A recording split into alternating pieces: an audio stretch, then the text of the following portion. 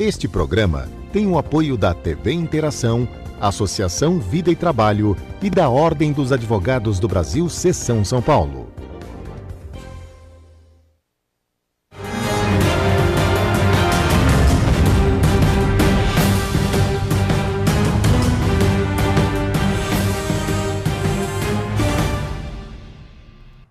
Alô, amigos, bem-vindos ao Gente que Fala. Estamos na TV aberta, canal 9 da NET, canais 8 e 186 da Vivo. Estamos na Rádio Trianon, AM 740 São Paulo, Rádio Universal, AM 810 Santos. Estamos transmitindo direto do estúdio da TV aberta, através da nossa fanpage facebook.com/programa Gente que Fala. Estamos também na TV Guarulhos, canal 3 da NET em Guarulhos, 11h30 da noite. Nosso blog, gentequefala.com.br. E hoje, quinta-feira, mais uma edição Gente do MPD que Fala. Parceria do Gente que Fala com o movimento do Ministério Público Democrático. E a nossa representante do MPD é a promotora de justiça, a doutora Vera Taberdi. Prazer tê-la aqui, doutora Vera. Boa tarde, Zancopé. É um prazer voltar aqui. Eu queria, inicialmente, cumprimentar o Dr. Jorge Manuel Marques Gonçalves e o Manuel Galdino, com quem já tive prazer de conversar um pouquinho antes do programa, e todos os ouvintes. Também conosco, Manuel Galdino. Como você se identifica quando você chega? Eu chego e falo, sou Zancopé, jornalista. Como o Manuel Galdino se identifica? Boa tarde, Zancopé. Manuel Galdino, sou cientista político e diretor executivo da Transparência Brasil. Então é cientista político. Isso. Porque é também economista. Isso, eu fiz economia, mas me considero cientista político. Quanto tempo você persistiu na economia? Mudei logo, terminei a graduação e já fui para a ciência política. Advogado Dr. Jorge Manuel Marques Gonçalves, muito bom tê-lo aqui, doutor Jorge. Prazer em revê-lo, Zancopé, prazer em conhecê-lo, Manuel. Prazer, doutora Vera. É uma enorme satisfação estar aqui novamente. Olha, projeto em redes sociais cria lista de deputados a não serem reeleitos. O tchau querida, assíduo nos cartazes e gritos de quem pedia a saída de Dilma Rousseff em 2016 voltou ampliado, batizando um projeto do Vem Pra Rua contra políticos ficha suja em 2016. Com o tchau queridos, o grupo que puxou atos pelo impeachment se une ao ranking dos políticos para divulgar nas redes sociais o nome de congressistas que não devem ser reeleitos segundo o critério das duas organizações, não é? Doutora Vera, Manuel Galdino, doutor Jorge Manuel. Bom, eu, primeiramente, quando eu comecei a ler essa matéria, eu adorei o tchau queridos. Mas os critérios que eles estão usando eu não concordei muito. Eles se dizem apartidários, eles se dizem que não tem nenhum interesse, mas se você ver, se você for observar a pontuação que eles colocam, para quem votou para Dilma Rousseff sair é um número de pontos, depois para o Michel Temer continuar em razão da primeira denúncia, da segunda denúncia é outro, e do Aécio Neves é outro totalmente diferente. O tchau querida, se fosse para a gente não votar naqueles políticos que foram condenados, se fossem fichas sujas, ok, mas esses critérios aí, eles me pareceram apartidários. Quer dizer, ao contrário, partidários. A Transparência Brasil, mais de 10 anos atrás, fez uma campanha de não votar em mensaleiro, não votar em quem tinha condenação judicial. Mas aí tem um critério objetivo, claro, quem era réu, denunciado pela justiça ou tinha condenação judicial.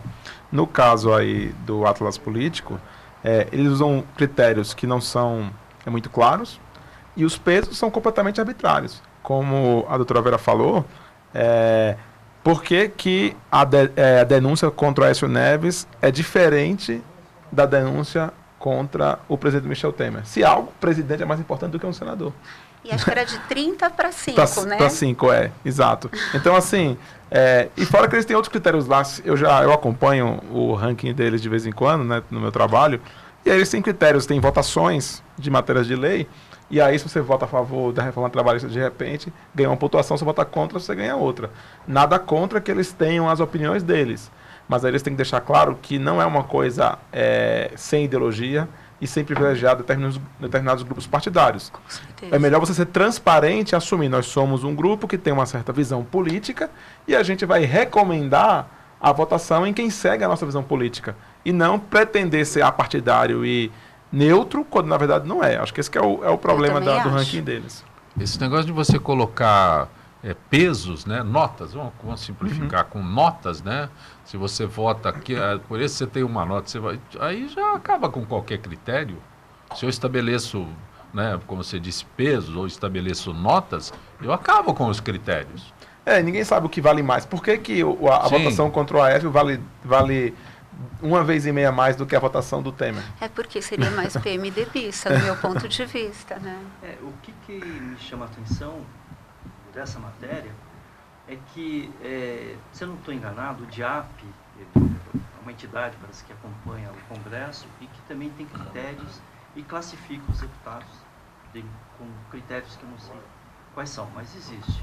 Eu sabe, o próprio Diese, algum tempo atrás, também fazia algo parecido, e aqui no município de São Paulo, não sei se em outros lugares, acho que o voto consciente também criava critérios para acompanhar a atividade parlamentar. Eu acho que, primeiro, critérios exigem escolhas de quais são os critérios que são relevantes para aquela classificação. E as ponderações também são escolhas. Então, é óbvio, quem está fazendo essa classificação tem ideias claras de onde ele quer chegar. Eu concordo com o Manuel e com a Vera, de que isso tem que ser um pouco mais explicitado, senão você parece que está caindo do céu, falando, mas olha que interessante essa classificação, mas da onde? Quais são os critérios, quais são as ponderações, né?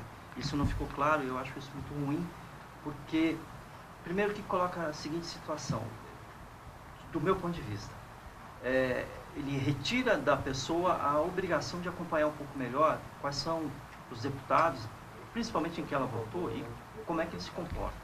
Então, se você colocar um critério lá, olha, tá vendo, aquilo lá não é muito bem avaliado, então eu não preciso nem me preocupar porque tem alguém olhando para mim. Não. Acho que é uma tarefa que não dá para transferir para ninguém.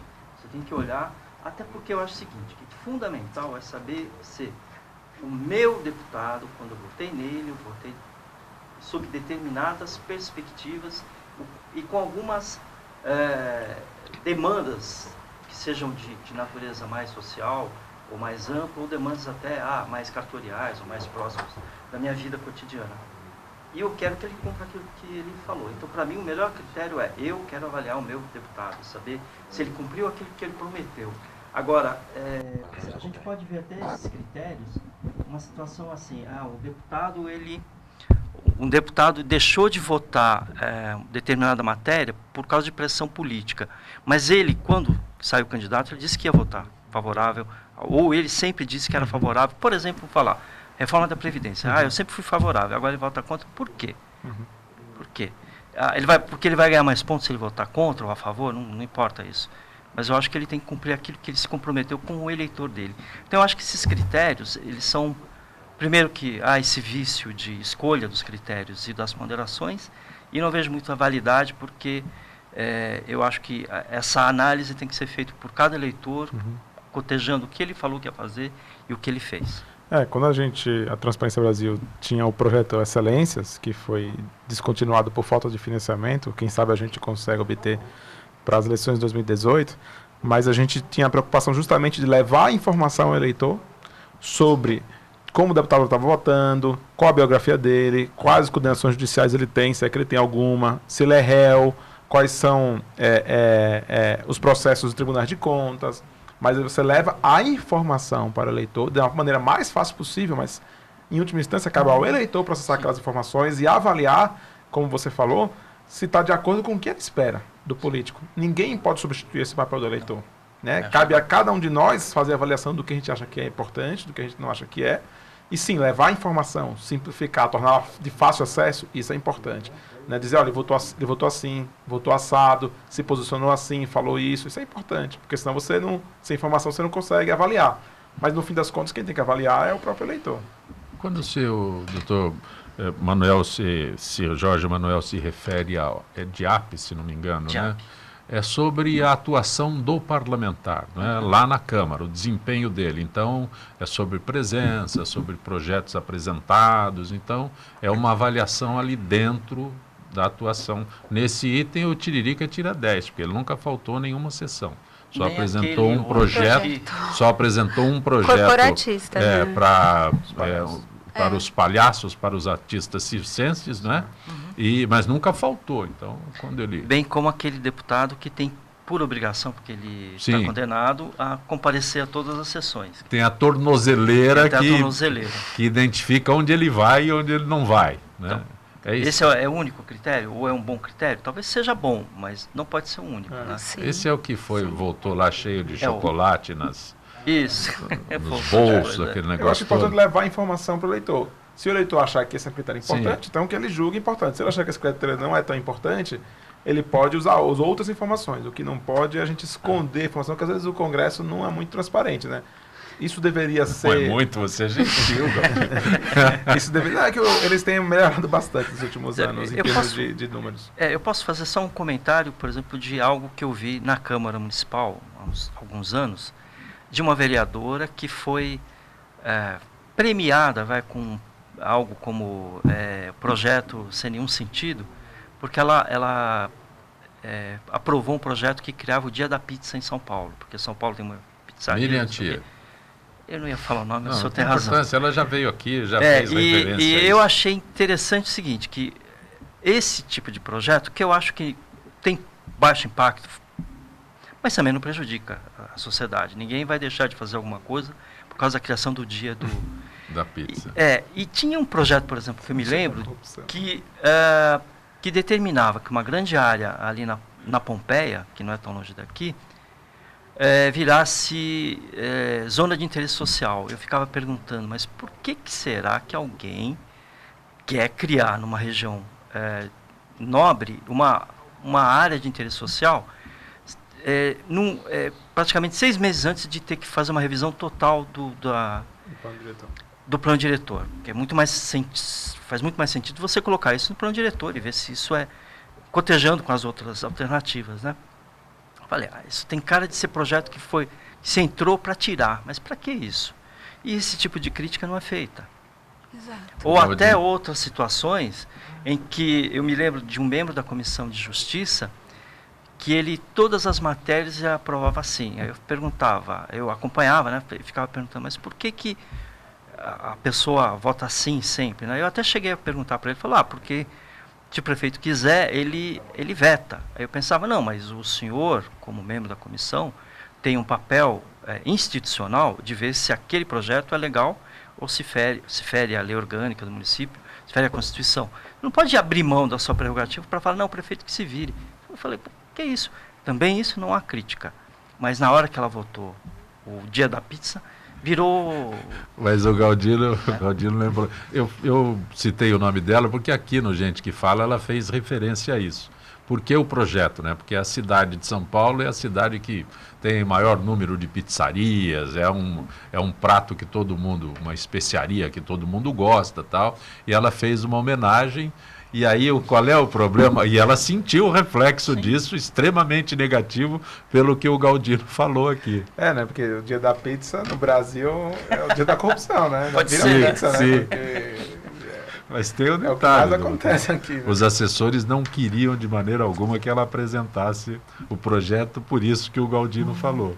Aí ela insistiu, colocou, e quando eu cito o nome dela sem maior problema, ela fala assim, eu deveria ter ouvido os meus assessores. Então, essas coisas acontecem, né? Porque assessor, pois não, doutora. Aí eu chamo a atenção também para os projetos porque não tem aquele problema da reserva de matérias para os parlamentares fazerem os projetos de lei. Então, tem muito parlamentar que lança um super projeto que ele sabe que é inconstitucional, que é matéria do executivo, mas só para se projetar, olha, eu tentei fazer, mas o prefeito vetou. Então, isso também não é avaliado. Eu trabalhei aqui no setor que promovia mesmo ação direta de inconstitucionalidade, na assessoria do Procurador-Geral, por uns 6 anos. Então, eu vi muito disso. Então, assim, ele ficava bem na cidade, que ele tentou fazer uma coisa assim, era até bom mesmo, mas tinha muito custo. Sim. E aí teria que ser do executivo. Então, tem de tudo, né? Legal, né? Tem um outro problema aí relacionado a isso, que é o fato de que o Brasil, apesar de ser um Estado federativo, ele centraliza muito as coisas na União, na esfera federal, né? Então, as competências do vereador e do deputado estadual, particularmente, ficam muito esvaziadas. Exatamente. Eles têm que fiscalizar o executivo, fundamentalmente. Só que se eles são da base do governo, por exemplo, eles não vão fiscalizar. E aí sobra o que para eles fazerem? Sobra Sim. muito pouco. Sobra fazer homenagem, dia nome dos de Reis das rua, Contas. Eu dei uma entrevista... estádio. Eu dei uma entrevista outro dia, que um jornal que estava fazendo uma matéria lá em Pernambuco, para vocês verem a coisa. Eles tinham criado mais de 400 datas comemorativas, então tinha dia que tinha mais de duas datas. E aí, teve um lá, deputado estadual, que propôs criar um dia lá de homenagem a um certo segmento. E aí depois se descobriu que 10 anos antes tinham criado aquele mesmo dia naquela mesma data. Ou seja, ele estava repetindo no projeto de lei a criação do dia homenageado e nem se deu o trabalho de pesquisar nos anais se já existia. E ninguém percebeu, nem os outros colegas dele, né? Então, quer dizer, fica gastando energia e tempo do nosso dinheiro, quer dizer, custa muito dinheiro, para pouca coisa, mas em parte tem a ver com a falta de competência legislativa. Exato. Nos Estados Unidos, assembleias estaduais podem aprovar a legislação penal, que, por exemplo, questão de legalização de aborto ou não, varia por estado. Né? Aqui no Brasil é tudo na esfera federal, e aí Então, fica mais difícil para eles fazerem precisava alguma ter coisa. mais competência para poder fazer mais coisa. Né? Mas, doutor Jorge, é o seguinte, tem alguns que têm uma produtividade vereador, apresenta 40 projetos. São 30 nomes de ruas, 5 nomes de escola, 5 nomes de outro equipamento, e tem uma produtividade. Aí se ele leva para o eleitor a informação, olha, eu apresentei 40 projetos. Isso causa impacto, né? Todos foram aprovados. Não pode, causa impacto, porque o eleitor não sabe, né? O impacto é que eu apresentei 40 projetos, que é um volume expressivo de projetos sendo apresentados. Ele teria pontos nesse critério. Teria pontos. Pontuaria aí? Pontuaria. Não, que nós estamos discutindo, pontuaria. que nós estamos discutindo aqui no como é que é? No Tchau, Queridos. No Tchau, Queridos, né? Então, esses critérios, eu falo isso porque esses critérios precisam ser observados, né? Porque não basta simplesmente, ele não serve. Por que ele não serve? Exato. E esses critérios de por que ele não serve não aparecem em lugar nenhum. Mas um outro assunto aqui, ao longo das administrações petistas, o quadro de pessoal das empresas federais sofreu intenso e pouco transparente inchaço. Passou de 370 mil funcionários em 2002 para 550 mil em 2014, quando as finanças do setor público começaram a entrar em colapso. Editorial da Folha de São Paulo, segundo ele, esse número já caiu para 507 mil. Mas é preciso atenção, pois qualquer melhora da economia desperta nos governantes as tentações empreguistas, para nem mencionar as vastas oportunidades de corrupção. Mas cair de...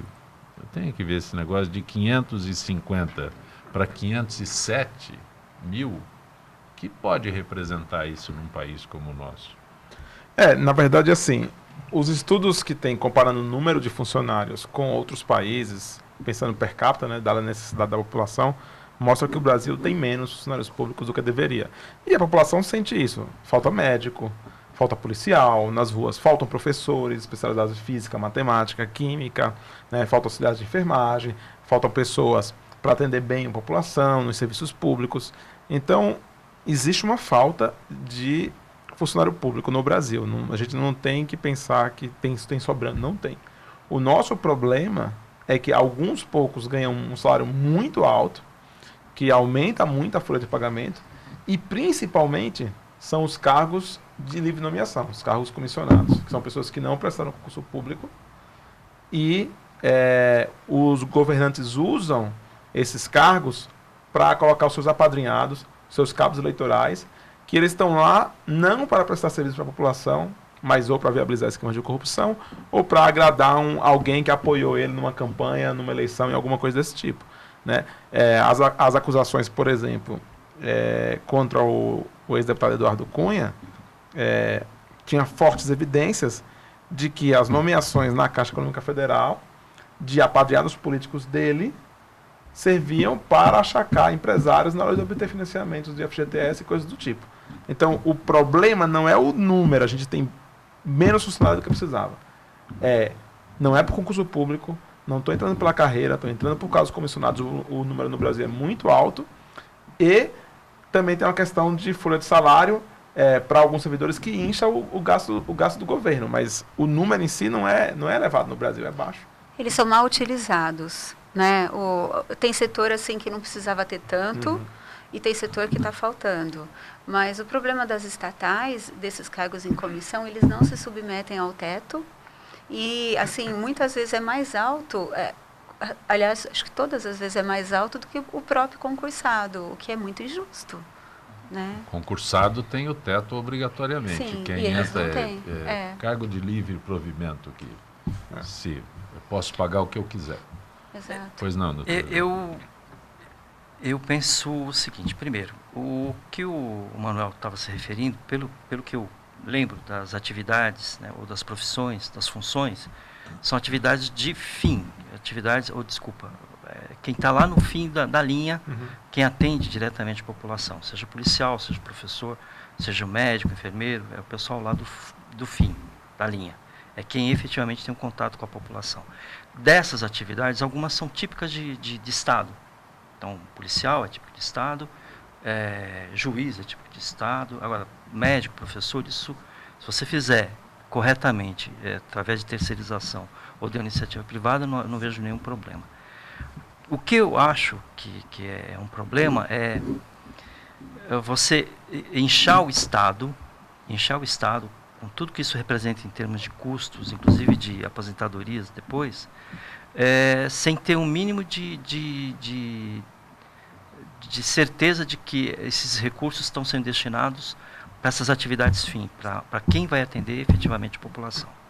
E não se perca simplesmente no meio entre vários gerentes, vários diretores, e aí o dinheiro fica na metade do caminho ao invés de chegar lá no final. De qualquer forma, eu sempre acho o seguinte, que é uma discussão que eu acho que a gente vai ter que ter sempre, que eu não me importo muito o número se o número é baixo ou comparativamente com outros estados, com outros países, se o número de funcionários públicos é baixo.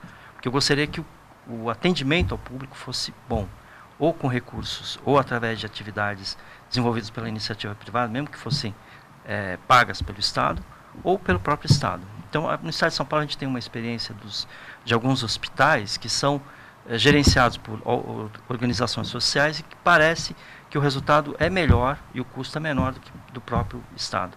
Então, encontrar alguma forma de atender a população.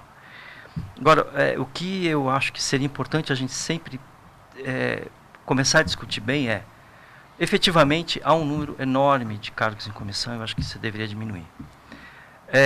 Também há uma questão que sempre fica um pouco embaçada quando se discute a questão da corrupção, que é a seguinte. Quando você consegue tirar de um orçamento de uma obra, por exemplo, 20% como corrupção, é porque essa obra está superfaturada em 20%. Quem faz o orçamento da obra não é o empreiteiro, quem faz o orçamento da obra não é o diretor da estatal. Quem faz o orçamento da obra normalmente é um técnico da estatal.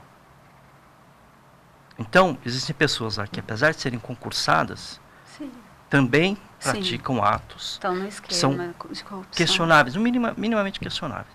Então, eu acho que a gente tem que ter uma leitura mais profunda disso, porque senão parece que quem foi indicado, e eu já exercia em função de confiança, e achei que me empenhei bastante para trabalhar lá. Não pode generalizar. Né? Não dá para generalizar, Sim. e como também você tem que olhar e falar, bem, até onde a gente pode ir para ver onde efetivamente começa a corrupção. Você tem as pequenas corrupções e você tem os grandes esquemas. Mas mesmo os grandes esquemas, se não tiver alguém que assine lá o orçamento, Com certeza. se não tiver alguém que assine como é que eles chamam mesmo? Não são as notas, as medições das obras. Sim. Ele mede 100 quando na verdade foi Sim. cumprido 50. Tudo isso tem que ser bem avaliado. Às vezes não é pessoal que foi indicado em cargo de comissão que faz isso. Não, se não tiver um funcionário público, junto, não sai. A maioria das vezes você não consegue que a corrupção ande sem que não tenha tem que funcionar essas esferas. Tem que estar envolvido, todas, não tem como. Então eu acho que tem que ser mais profunda, né, a análise. Então, mas se você olhar até Lava Jato, por exemplo, um dos funcionários envolvidos no esquema, que era o Paulo Roberto Costa, ele era funcionário de carreira da Petrobras. Então é óbvio que a gente sabe que não é só os cargos comissionados. Sim. O problema que a gente tem que ver é o seguinte: para que servem os cargos comissionados no Brasil em volume tão grande? Nos Estados Unidos, por exemplo, que é um país grande, etc., federativo também, o governo federal, né, lá tem por volta de 3 mil cargos comissionados. Aqui no Brasil, as estimativas são que só no governo federal são por volta de 20 mil. Precisa de tudo isso para fazer uma administração? Não. Nomeando? Por que está nomeando tanta gente? E é claro que assim, muitos dos o nome técnico é DAS, eles são inclusive funcionários de carreira, não são pessoas que não são de carreira, não. Mas claramente no Brasil, para mim, está bem claro que os cargos de livre nomeação aqui, grosso modo, uma parte importante deles é usada para fins de formar a coligação, a coalizão política, e essas pessoas estão lá para extrair dinheiro do Estado para viabilizar esquemas de corrupção. Elas, inclusive, corrompem os funcionários públicos para entrar no esquema que eles não teriam os contatos para entrar. Então, assim, é um problema que gera ineficiência do Estado brasileiro, gera corrupção, não tem sua razão de ser nenhum. Eu não conheço países desenvolvidos que tenham um volume tão grande, inclusive nos outros níveis federativos, estados e municípios. Então, assim, para mim é um problema sério, sim. Não quer dizer que não tenha cargo de confiança, nada disso, mas é importante que a gente enfrente esse problema. Assim, tem que fazer uma reforma administrativa. Eu queria fazer um adendo, assim, que infelizmente, claro, a gente não pode generalizar, mas muitas vezes o que a gente está vendo, assim, assessores que são nomeados, parlamentares, e dentre outros 1000 cargos, eles também eles ficam com 20% do salário deles e passam o restante do salário. Isso, infelizmente, é fato. Nós partimos para uma investigação, mas, infelizmente, as pessoas não queriam contar porque não queriam perder. Quer dizer, é uma outra coisa também, né? E também eu queria destacar que o Ministério Público, nesse setor da Procuradoria-Geral de Justiça, ele vem se empenhando muito com ações diretas de inconstitucionalidade, porque esses cargos em comissão, eles são criados por lei, né? Ali, então, assim, se não for de primeiro escalão, se não tiver uma necessidade imediata, a gente vem se empenhando para tirá-los. Eu não tenho agora os números, mas é um número bem alto que a gente está numa luta de olho nisso.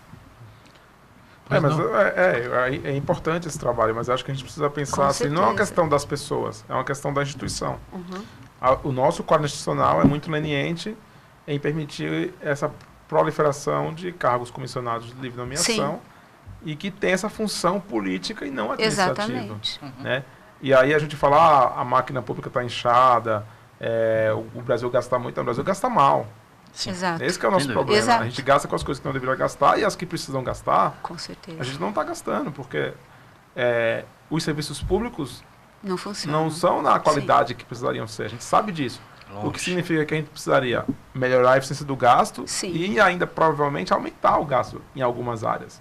Né? Mas, claro, você não quer simplesmente aumentar os gastos sem enfrentar o problema da ineficiência estatal, que passa por várias questões, a falta de educação brasileira, etc. e tal, mas esse quadro institucional que favorece decisões não técnicas, decisões puramente políticas ou por outros interesses, piores do que isso, né, escusos, geram essas ineficiências. Então a gente precisa enfrentar isso. É algo que a Transparência Brasil defende há bastante tempo, que é uma reforma que limite o número de cargos de livre nomeação nos poderes brasileiros a um número aceitável. Porque faz sentido ter, tem que ter. Sim. Cargos de confiança. Quando você elege, muda mandato, etc., ele tem que poder trocar as pessoas, mas não no volume que... Mas aí se cria, assim, diversas secretarias só para ter um cargo assim que seria de alto escalão, e secretarias que muitas vezes elas não precisavam ter assim uma de cada, poderiam várias englobar uma só e ter um secretário só. A gente tem dificuldade com isso. Nós tínhamos 12 ministérios, aí passou para 20, foi para 40, atingiu 40, né? Agora reduziu para 20, que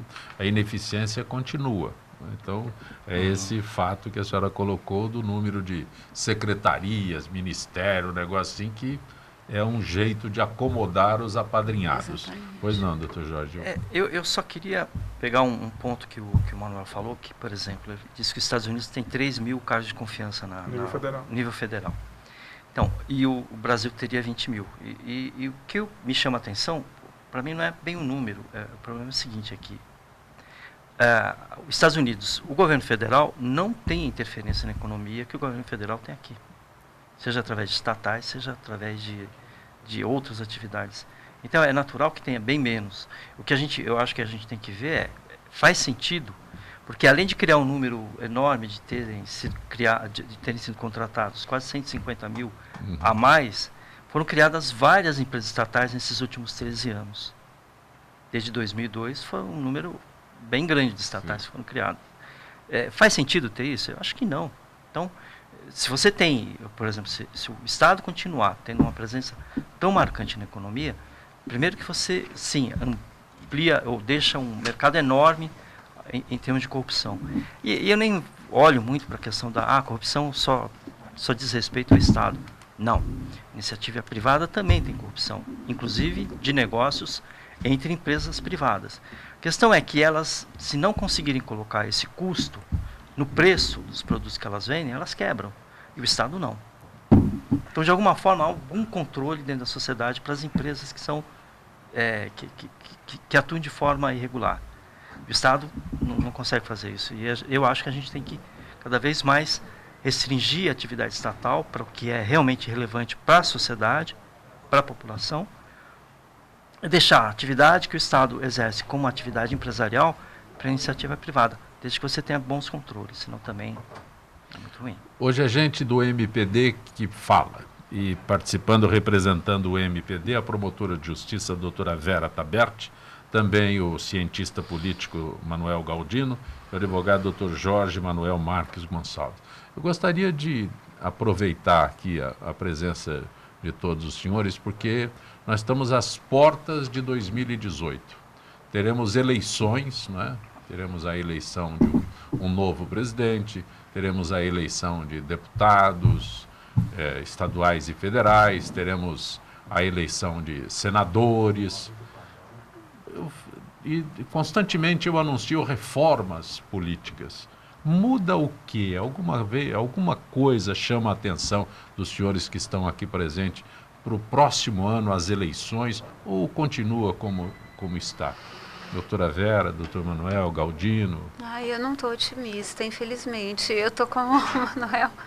Qual as razões para desacreditar em 2018? Mas não pode ser assim, né? Vamos pensar positivo, né? Pois não.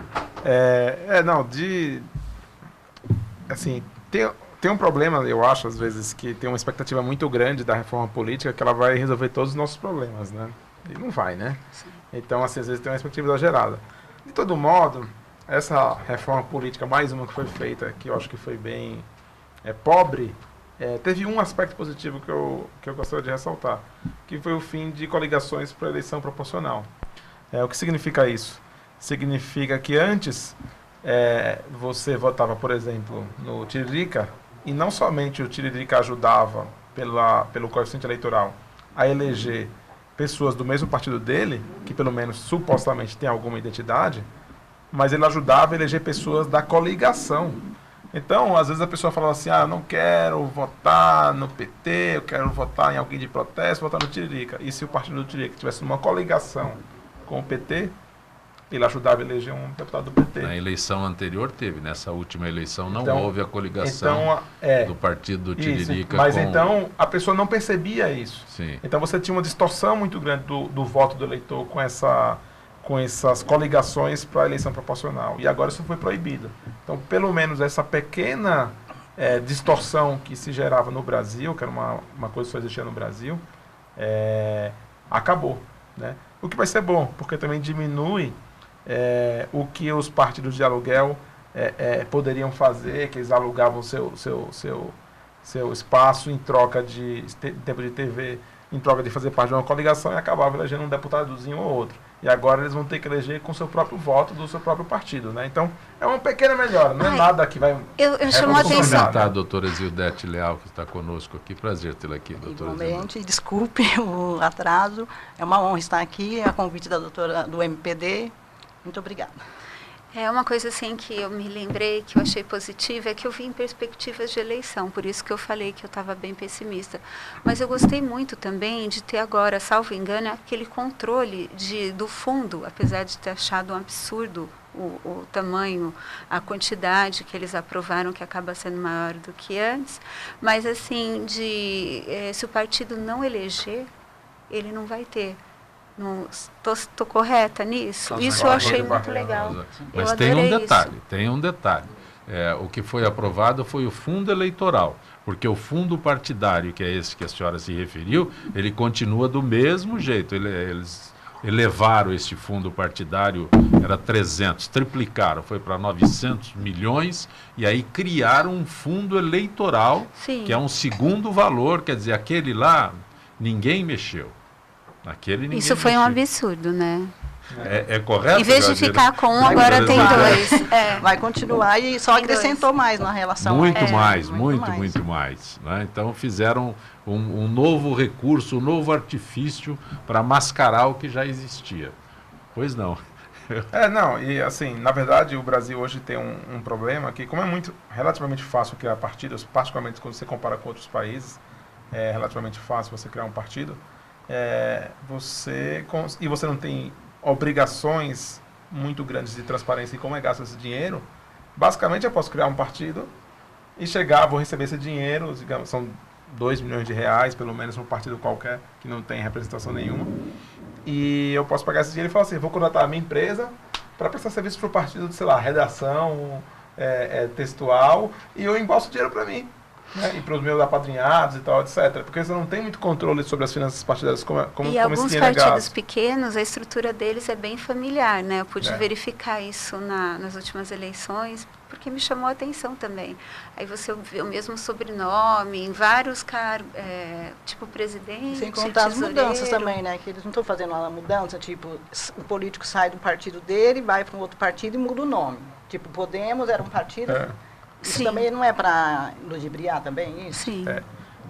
Ludibriar o eleitor, porque quando ele for procurar no Google, aí Podemos, tá? Notícias do partido da Espanha, não sei o quê. Sim. Então, não sai mais as notícias da corrupção do partido antigo, né? Sim. Então, é uma forma de você evitar o efeito de busca no Google, de você mudar, né? Você não tem um mapeamento. Não tem, você perde a história do partido, né? E até a gente estava comentando um pouco antes ali fora também sobre a questão da participação das mulheres na política, que a reforma política nem tocou nessa questão, né, de você aumentar a participação, mas o dinheiro do fundo partidário tem algumas regras. Então, por exemplo, você tem que, se eu não me engano, 5% pelo menos, tem que ser voltado para a formação e capacitação de mulheres.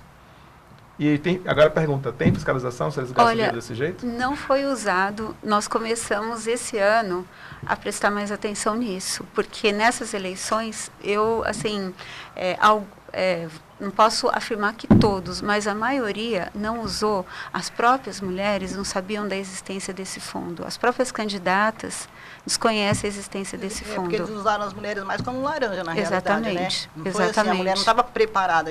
Mas eu também não acho correto esse negócio de 5% para as mulheres. E a igualdade? É muito pouco, né? Não é 5%, eu acho que teria que ser igual. Não, e a punição para não utilização é ridícula também. Tem punição? Tem. Na teoria, né? Na teoria. Na teoria tem.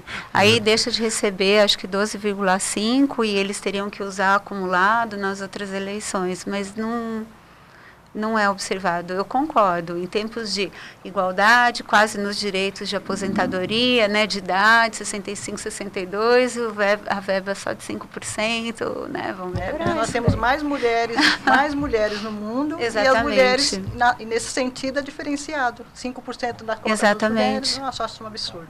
Pois não, doutor Jorge. Eu acho que essa questão do financiamento, eu acho que toda a questão do acompanhamento, da fiscalização, da atividade partidária interna, do uso desses recursos, eu acho que isso tem que melhorar, e a Sim. doutora fiscalizando Sim. percebe quanto Sim. há mecanismos de burla disso, né? Sim. Desde nota fiscal comprada até, sei lá, o que o pessoal pode fazer.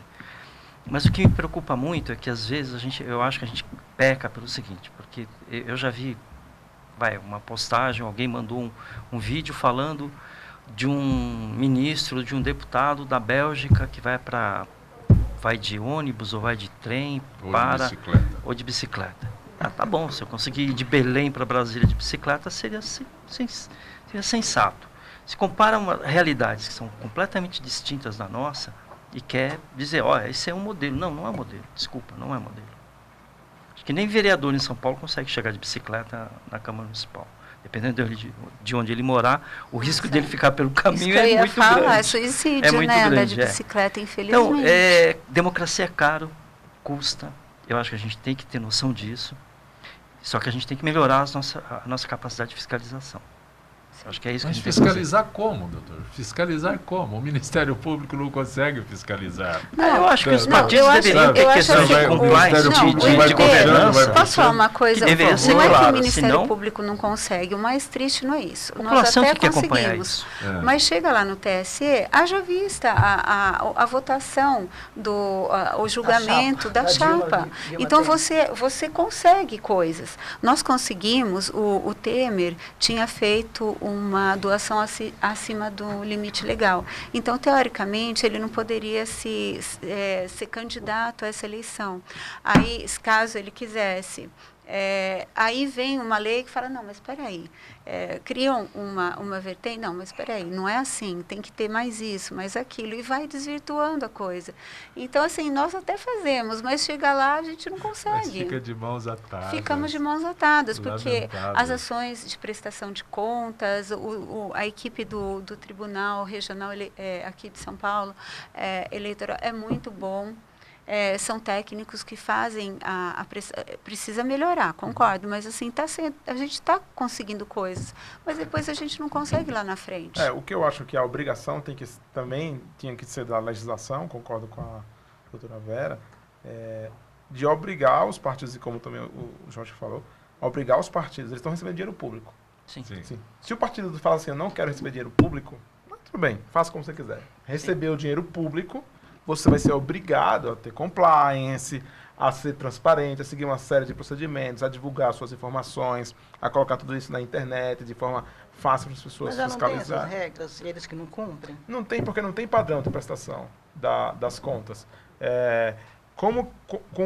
Não tem assim, você tem que todo mês divulgar, você tem que divulgar online, você tem que seguir esse padrão de especificar quais são o setor, para que foi aquele gasto. Eles colocam uma planilha lá, mandam aquilo ali, e aí os técnicos do TSE vão se virar para fazer, e cada um faz de um jeito. Mas agora, graças a Deus, o Instituto Não Aceito Corrupção, juntamente com mais a Transparência Brasil estava. 17 entidades, né, pediu isso para o Gilmar.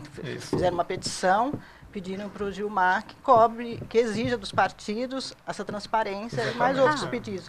Apesar que agora o Gilmar vai sair também, né, vai entrar o Fux. Vai ficar até um período aí. Agosto. Salvo engano, eles não tentaram aprovar um projeto de lei para que, caso as contas fossem reprovadas, eles continuassem a receber o dinheiro do fundo partidário? Porque se as contas não forem reprovadas, eles não recebem. Aí eu acho que foi colocado e pegou mal, eles retiraram. Não teve alguma coisa assim? Eu não lembro especificamente. Acho que foi no meio do ano. Foram tantos mini... E daí eu falei, só me tantas falta idas essa. e vindas. Eu falei assim, pequenos como assim? O golpezinhos, mundo caindo assim. e eles entram. Eu falei, nossa senhora. Eu diria o seguinte, eu não me lembro disso, mas que é possível, plausível. que é plausível, E também pode ser que os partidos não aceitem o fundo, né? Tem um partido aí que eu sei, o Novo, Ele diz que não vai aceitar o Mas fundo. aí, assim, o que eu li, aí eles não querem aceitar, só que eles não podem não aceitar. Eles estão depositando o dinheiro numa conta bancária porque eles não conseguem dizer, não quero aceitar, eu quero fazer como eu quiser. Não pode, porque eles não têm um mecanismo fácil para eles devolver o dinheiro para o erário público. Então, tem essas coisas, é incrível, né? É a mesma coisa que o deputado que diz que se recusa a receber o salário. Não tem como. Não tem como não receber o salário. Nem os benefícios. Não tem. Pode fazer uma doação para a Transparência Brasil, por exemplo. Aliás, eu acho que o Temer, que defende tanto assim, né, o combate aos privilégios, que é uma outra coisa que tem que ser analisado com mais calma, mas ele mesmo tem 2 aposentadorias e se aposentou muito novo, mas vai ver se ele abre mão. Não abro. Entendeu? Aí é fácil. Mas ele não tem que fazer a opção? Eu estou querendo. Não, ele recebe as 2, porque pode antes, acumular, né? Na época dele poderia acumular.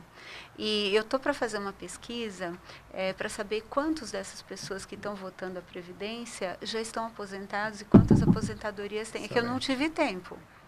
Mas é legal você colocar isso, porque é uma outra forma de olhar, é uma outra forma de ver as coisas. Igual o caso do Tiririca, né? Ele, no discurso dele de ontem, ele falou que não aprovou nenhum projeto, que só ia lá, cumpria o horário, mas o salário dele, durante os 8 anos, ele recebeu, né? Sim, não, e tem a verba de gabinete, que é altíssima. Recebeu todas as verbas, todo o salário, não fez nada, mas recebeu todos os salários. Nunca faltou. Esse então, apresentou só um projeto, né? A gente já fez referência a isso. Um discurso apresentou, e o único discurso que ele fez para anunciar que não será candidato. As pessoas estão confundindo. Ele teria renunciado, ele não renunciou, não. Não renunciou, ele só falou que vai ficar, vai cumprir 2018, vai trabalhar normal, só não vai se candidatar. Tem os apartamentos funcionando. Eu nem queria falar um pouco sobre o Tiririca, mas não tem jeito, parece que vai chamando. E eu ouvi alguns trechos, né, que a imprensa reproduziu do que ele falou. E eu fico pensando, assim, eu não sei fazer uma analogia, mas é algo como alguém que se compromete a fazer alguma coisa, com o peso de quem recebeu mais de 1 milhão de votos, e aí ele fica durante 7 anos olhando para os outros, falando, você está errando, você não faz nada certo. Desculpa, qual é a responsabilidade dele? Porque ele não pode se comparar a um deputado que foi eleito lá com 2 mil votos do Acre, desculpa, ele pode ter um voto, os dois sem um voto. É proporcional. Os dois sem um voto na Câmara, é o mesmo peso. Mas politicamente ele tem um peso político enorme. Como é proporcional, 1 milhão dele tem o mesmo peso que 2 mil no Acre. Tudo bem. No voto, na hora que for na votar nas propostas legislativas, o voto dele e de qualquer outro é igual. Mas politicamente, ele com 1 milhão de votos, de votos, ele acha que não tinha nenhuma responsabilidade, ao invés de ficar apontando o erro dos outros, né? de fazer coisas corretas. A única coisa que ele fez foi receber salário e comparecer. E não denunciou. Por isso Agora que ele fala que está tudo errado, mas isso todo mundo já sabe, me desculpa, o que ele fala, qualquer um sabe, e mais, ele sabia quando ele entrou. Tanto que ele falava, pior que está, não vai ficar, alguma coisa assim. Então, Tiririca, pior que ficou, não ficou. Mas fica assim, sabe por quê? Porque quem deveria ter responsabilidade como ele, ao invés de estar lá falando, olha, não vou mais ficar aqui porque eu achei... Desculpa, é um palhaço falando que tem palhaçada. Eu palhaço como profissão, não que ele seja... Sim. Só vejo palhaçada. Então faça alguma coisa. Você ficou 7 anos sentado, olhando. Poxa, não tem nada melhor para fazer, não? Se você não tivesse voto, ou fosse pouco votado, não tivesse nenhuma relevância, mas ele foi o mais votado, ou o segundo mais votado no país inteiro. Levou 2 na proporcional. Então, o Gilmar falou, né? Eu acho o Gilmar falou da parte dele. Nem todos os políticos são corruptos. Realmente, nem todos são corruptos. Eu vejo uma diferença. Tem os políticos corruptos e os políticos que apoiam os corruptos, porque, como você falou, se ele está sabendo, agora ele falou que sabia de tudo, sabe de todo mundo que aprontou lá, por que ele nunca denunciou? Por que ninguém nunca denuncia? Eu acho estranho, né? Doutora Vera, eu tenho um questionamento com relação à eleição do Tiririca. Eu acho que o tribunal nunca deveria ter permitido a campanha dele, porque ele não fez campanha do deputado que está lá, ele fez campanha do Tiririca. E se ele aparecesse na porta do Congresso com aquela roupa que ele fez a campanha, ele seria cassado por falta de decoro. E o tribunal simplesmente deixou a campanha do palhaço no ar o tempo todo. Nunca foi aliás, nenhum partido questionou nada. Isso nunca foi questionado. ele infringiu todas as regras da campanha eleitoral para se eleger. Por 2 vezes teve 1 milhão de votos e ninguém questionou. Agora está saindo e vai falar, ó, cansei de brincar aqui, vou fazer em outro lugar. Então isso eu questiono sempre, porque o tribunal não olhou para isso. Ele não fez a campanha dele, aquele deputado que subiu na tribuna. Porque se ele subisse na tribuna fantasiado lá com a indumentária de circo dele, então, ele estaria caçado. Mas a legislação eleitoral, ela não proíbe esse tipo de propaganda. Isso. Aí a gente está... Porque ele apareceu assim... Percebeu? Sim. Mas, ó, veja bem, você só pode tirar uma propaganda do ar se a lei eleitoral permitir. E uma candidatura, se a lei... Não, você pode agir de ofício, mas ali, assim, de lei, artigos de lei, doutor Jorge, assim, aparentemente... É isso que eu questiono. Não, mas eu não concordo. A falha está na lei, doutora Vera. Eu não concordo que deveria ter legislação ou que o Ministério Público deveria interferir, não. Eu acho que a campanha política é a oportunidade de qualquer cidadão apresentar sua plataforma da forma que achar adequado, obviamente, sem era assim que ele era conhecido, né? E cabe ao cidadão avaliar se ele achou que isso é relevante como critério para votar nele. A gente tem que entender assim, primeiro, que o cidadão tem a sua responsabilidade, ele não é uma pessoa que não tem razão, que não consegue avaliar, tem que ter o espírito crítico. Em segundo lugar, são as nossas instituições que facilitam que uma pessoa que não tem qualquer vínculo partidário, que está ali por causa do seu nome, fora de outro momento, que ele usa aquilo para obter votos, né? Porque, vamos ser sinceros, e eu falo isso sempre, a vida do eleitor brasileiro na hora de votar para o legislativo é muito difícil. Eu sou cientista político, tenho doutorado em ciência política pela USP, trabalho na Transparência Brasil, trabalho com política, e toda eleição eu tenho dificuldade de escolher meu voto para deputado estadual e para deputado federal. Sabe por quê? Porque é muito distante da gente, porque é muito difícil conhecer um candidato e você sentir que ele vai representar você. E se eu, que trabalho com isso, que sou formado em ciência política, tenho doutorado, tenho dificuldade, imagina os outros, né? Com o cidadão comum. É verdade. E com a tecnologia, você não acha que ficou mais fácil? Acho que ficou mais fácil, a Transparência Brasil trabalha levando informações dos nossos projetos também, mas o nosso sistema eleitoral, assim, como é que você faz campanha para você ser conhecido aqui em São Paulo? O estado é muito grande, você tem centenas de candidatos, não dá para o eleitor analisar o currículo e se aprofundar sobre as propostas de 100 candidatos. Então, se você for contratar alguém, você não vai fazer entrevista com 100 candidatos. Você vai comprar uma casa, você não vai visitar 100 casas. Nas decisões importantes, você tem que ter jeito, forma de filtrar. Você contrata um corretor para filtrar para você, ou você já sabe o preço que você quer pagar, a região que você vai pagar. Você tem que ter uma forma de filtrar. No mundo inteiro, como é que você filtra? Com partido. Você fala assim, eu sou republicano, vou botar no candidato republicano. Eu sou trabalhista na Inglaterra, vou botar no candidato trabalhista. Aí tem 2 ou 3 ali, você escolhe. Eu sou de esquerda, tem 2 partidos de esquerda, escolhe um dos 2. Aqui no Brasil, não tem esses filtros. Quantos partidos tem? Acho que 35. 30, mas o problema não é ter tantos partidos. São tantos partidos que elegem para o Congresso e muitos candidatos por partido. Porque os outros países têm, os Estados Unidos que só aparecem 2, mas eles têm lá dezenas. São muitos partidos. A última vez que eu contei eram 124 partidos. Mas só que não são relevantes. Sim. Esse que é o ponto. Eu não preciso me preocupar, o eleitor americano não precisa se preocupar em conhecer as propostas de 124 partidos. Eles vão conhecer de 2. No máximo, se ele for uma pessoa muito politizada, tem um Ralph Nader, tem um terceiro ali que ele vai olhar. Acabou, são 3 pessoas. É fácil. Por isso que quando é a eleição para presidente, tem menos candidatos, a atenção é maior, as pessoas não vão eleger nunca um tiririca para presidente do Brasil.